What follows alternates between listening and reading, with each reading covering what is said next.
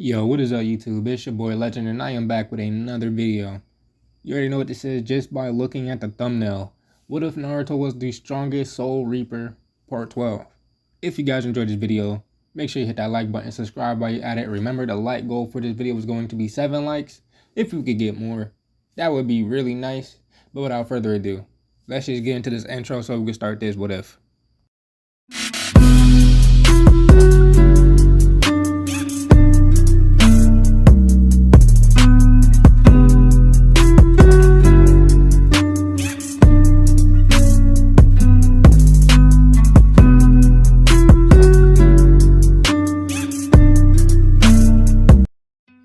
Ichigo stirred awake slowly, the back of his head pounding like a dull drum. His body felt heavy, as though the air itself pressed against his limbs, forcing him to fight just to sit up. He dragged a shaky hand across his face, rubbing at the sleep and ache clinging to his eyes. Darkness surrounded him, broken only by faint outlines of shelves and crates stacked high against wooden walls. The air smelled faintly of incense and old paper, mingled with a medical tang that stung the inside of his nose. For a brief, heart-stopping moment, Ichigo, he thought he was still out there, trapped in some endless nightmare of losing, failing, until the overhead lamp clicked on with a sudden buzz. "Rise and shine, Ichigo." The voice was calm, even cheerful, though it carried a weight of intent that immediately put Ichigo on edge. He turned sharply toward the doorway, blinking against the sudden flood of light. There stood Kisuke Urahara, his familiar striped bucket hat casting a shadow over his eyes, his fan in hand like always. Ichigo's first instinct was confusion. The second, dread.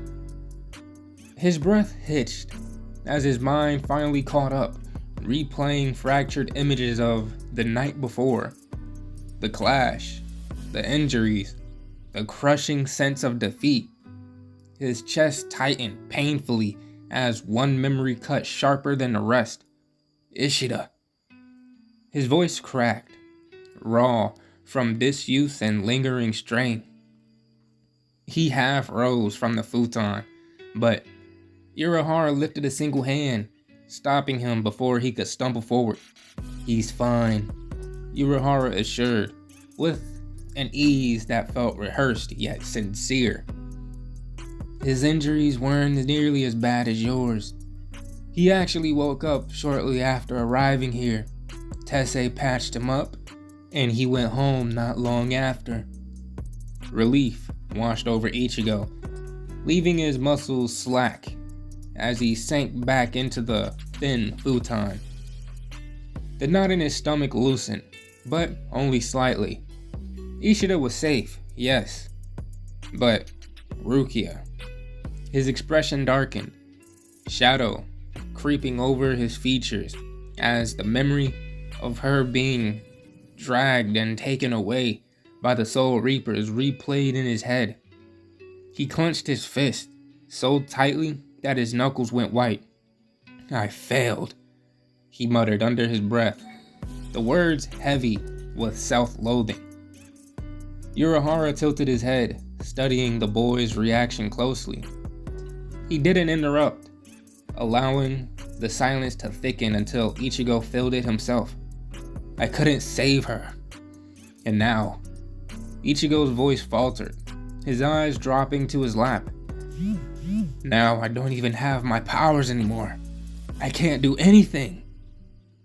The admission burned. It burned in his chest, in his throat like acid, bitter and humiliating.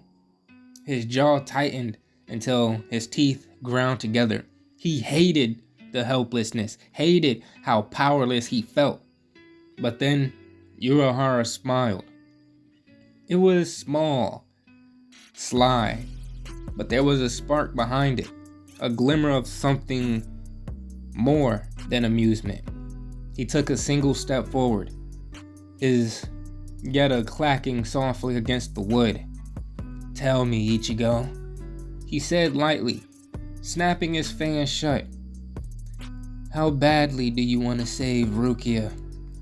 Ichigo lifted his head, blinking at him as if the man had grown two heads. "What kind of question is that? Of course I want to save her, but what can I do? I don't have the power anymore. It doesn't matter what I want."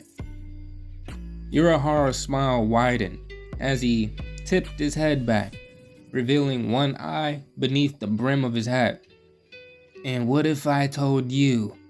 His voice dropped, carrying a sharpness that made Ichigo's heart skip a beat. "That there was a way to reclaim your Soul Reaper powers." Meanwhile, in the Soul Society, silence stretched across the high reaches of Sokyoku Hill. The faint breeze carried the sound of cicadas and rustling leaves, but within the confines of her cell, Rukia Kuchiki sat in near stillness. She was positioned by the narrow window, staring at the pale wash of daylight pouring in. Her hands rested loosely on her lap, the shackles around her wrists cold against her skin. She felt weary, more weary than she cared to admit, and the faint ache of her chest had nothing to do with her injuries.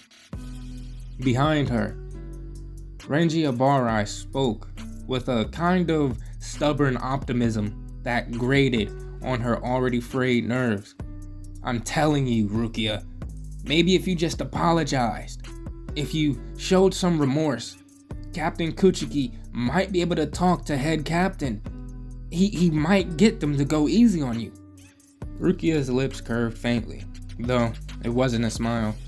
She shook her head slowly, her dark hair brushing against her cheek as she did so. "You don't understand, Renji," she said softly, her voice cracking under the weight of restrained emotion. "You don't understand the nature of my brother. If it were up to him, he would kill me himself." Renji flinched at the bluntness, his fists clenching as if to fight back against her words, but he could find no argument, no proof to convince her otherwise. The silence between them grew heavy. Rukia turned her gaze back to the window, the bars casting long shadows across her pale face. Elsewhere, Captain Byakuya Kuchiki walked through the faint, quiet halls of the Seriete, his steps precise, measured as always. His scarf fluttered lightly against his robes, his expression calm and unreadable. But the silence of his walk was broken when another figure matched his pace. Naruto approached at his side, hands tucked loosely into his robes, his sharp eyes forward. For a long while, neither man spoke. The only sound was the echo of their steps against the polished floor. Finally, Byakuya broke the silence. "I take it you heard the news." Naruto's eyes narrowed slightly, but his tone remained measured. "I have. I've formed my own opinion on the matter, but I'd like to hear yours first." The words gave Byakuya a pause. He glanced at Naruto, surprised by the request, before returning his gaze ahead. His silence lingered as he collected his thoughts, but at last he spoke. "I am in a predicament." His voice carried no inflection, but there was weight in his admission. He stopped for a moment, then resumed walking, Naruto keeping stride beside him.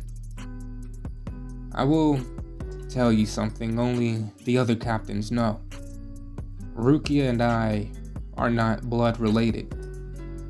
She became my sister through her elder sister, who was once my wife. Naruto blinked, taken aback. His thoughts twisted, half confused as he glanced at the normally stoic captain. What was he trying to imply? Before he could speak, Byakuya suddenly lifted a hand and wrapped it sharply around his head. Get your mind out of the gutter. Naruto grimaced, rubbing the spot with an indignant scowl. But Byakuya's expression had not changed. His tone, however, softened almost imperceptibly. My wife asked me before her death to find Rukia and protect her. I swore it. Yet, I had also vowed to uphold the rules of Soul Society without expectation. I never imagined both vows would come into conflict, and now, here we are. The two stopped in front of the barracks of Squad 6. The silence stretched between them once again until Naruto finally spoke, his voice firm. Something about this doesn't sit right with me. Yes, it's bad that Rukia lost her powers, but that's something that can be corrected in time. To condemn her to death immediately? It just doesn't make sense to me. It feels unfair, orchestrated. His eyes sharpened. If I were in your shoes, I'd do all I could to protect her. With that, Naruto vanished in a flicker, leaving Byakuya standing alone. Naruto's destination was clear. He was headed for Squad 4's barracks. It was time to release Momo Hinamori. Whatever games were being played behind the walls of Central 46, keeping her caged was no longer an option. The cool stone corridors of the Serite echoed faintly with Naruto's steps as he made his way toward the detainment wing where Momo Hinamori was kept. His expression was unreadable, though his thoughts burned like a wildfire. But before he could reach the cell, a familiar presence slid into his path. Unohana. Her quiet footsteps were deliberate, her calm expression betraying nothing, though the faint aura around her felt different than usual, colder, heavier. She adjusted her captain's Hayori as she fell into step beside him, walking in the opposite direction without giving him a chance to speak. Naruto slowed, his eyes narrowing slightly, caught off guard by her change in demeanor. Unohana? He asked. For the first time since he had met her, there was no teasing smile, no playful gleam in her eyes. Instead, her gaze was firm, calculating, the weight of a captain in full authority. I don't know what it is that you're planning right now, she began, her voice low and steady. But I'm warning you, do not interfere with the judgment that Central 46 has chosen. A few lower-seated Shinigami saw you speaking with Byakuya. Whispers are already spreading. Naruto blinked, caught between amusement and suspicion. It was rare to see Unohana take this tone with him, even when she had reattached his arm after a battle. She had been playful, almost flirty. Never like this. I don't know what you mean, Captain Unohana, Naruto said with a raised eyebrow. His tone carried a hint of mischief, but his eyes were sharp. Just because I had a conversation with Byakuya doesn't mean I'm planning anything. Yet. Unohana's lips curved into the faintest shadow of amusement. You know, Naruto, it's endearing that you trust me, but right now, I feel you're being far too trusting. I'll release Momo. For now, I want you to go back to your squad's barracks and stay there. Her tone left no room for argument. She pivoted smoothly, her presence as commanding as the quiet hum of a drawn blade, and began walking away. Naruto watched her go, a smirk tugging faintly at his lips. "Alright, I'll go back to my squad's barracks," he said aloud, mostly to himself. "But I won't stay there long." With that, he turned on his heel and headed toward his quarters.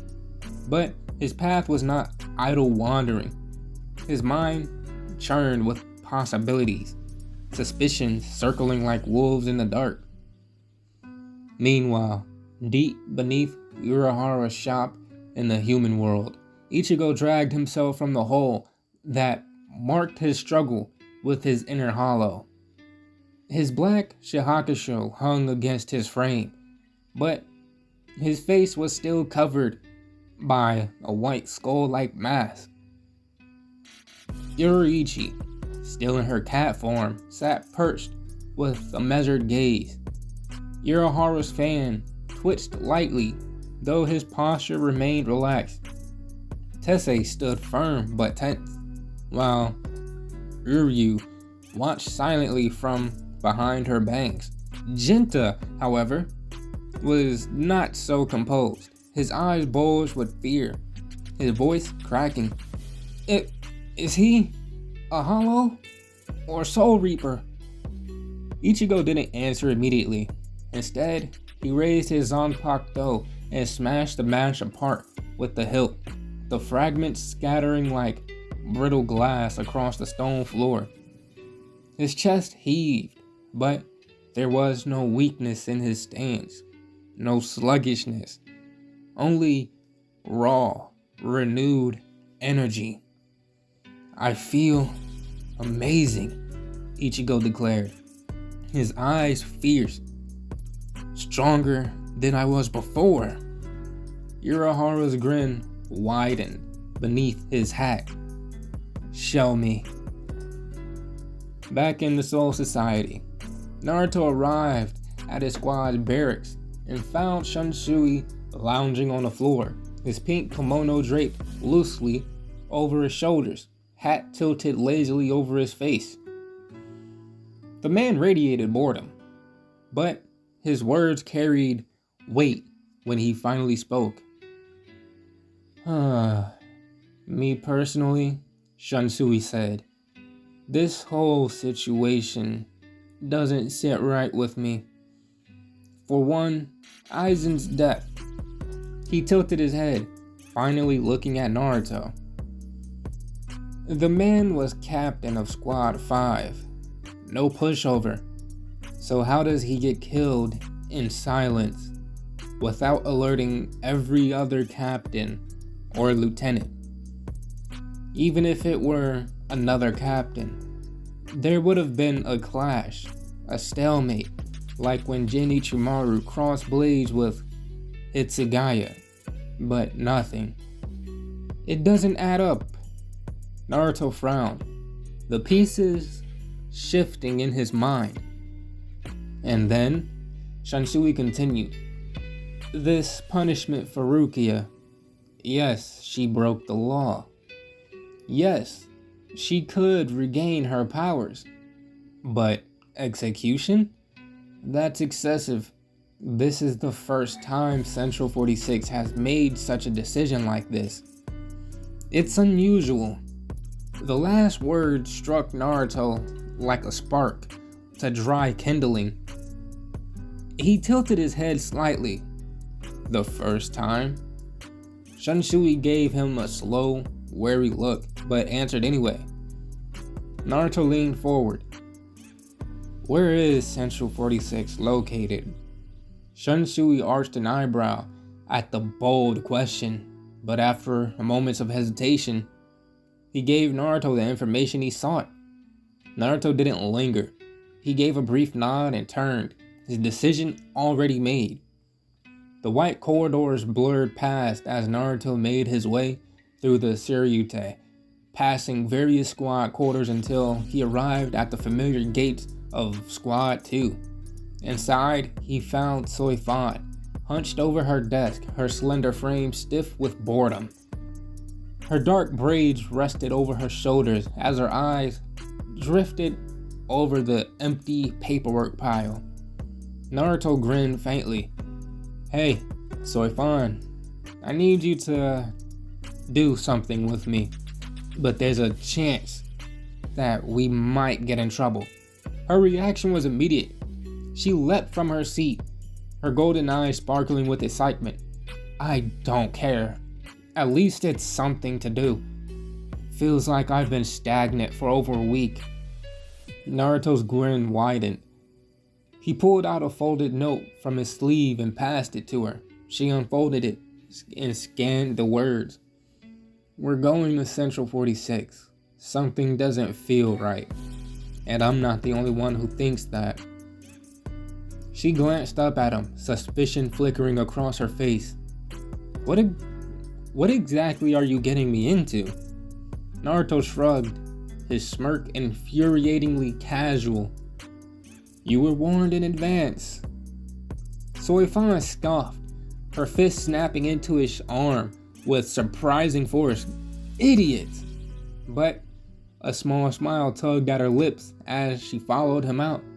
Naruto rubbed his arm with a wince. "You hit harder than I remember."